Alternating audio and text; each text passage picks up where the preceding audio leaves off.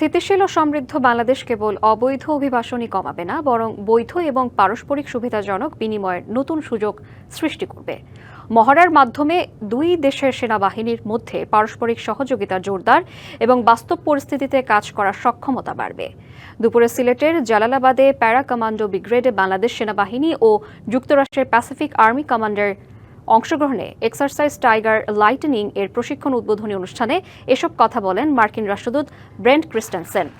জানান, সামরিক পর্যায়ে পারস্পরিক যোগাযোগ দুই দেশের ক্রমবর্ধমান কৌশলগত অংশীদারিত্বের একটি মূল ভিত্তি হিসেবে কাজ করছে। অনুষ্ঠানে সেনাবাহিনীর chief of general staff lieutenant general Moinur Rahman বলেন, এই প্রশিক্ষণে উভয় দেশের সেনাবাহিনীর মধ্যে আভিযানিক সক্ষমতা আরও বাড়বে, পারস্পরিক বন্ধন সুদৃঢ় এবং দীর্ঘমেয়াদী দ্বিপাক্ষিক কৌশলগত অংশীদারিত্বে বিশেষ অবদান রাখবে।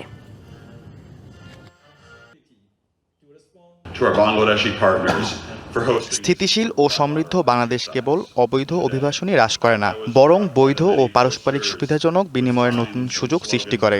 আমাদের এই নিরাপত্তা, অংশীদারিত্ব, সীমান্ত ব্যবস্থাপনা এবং আন্তর্দেশীয় হুমকি মোকাবেলায় সক্ষমতা বাড়ায়, যা শেষ পর্যন্ত দুই দেশের জনগণের মধ্যে নিবিড় যোগাযোগ তৈরি করে।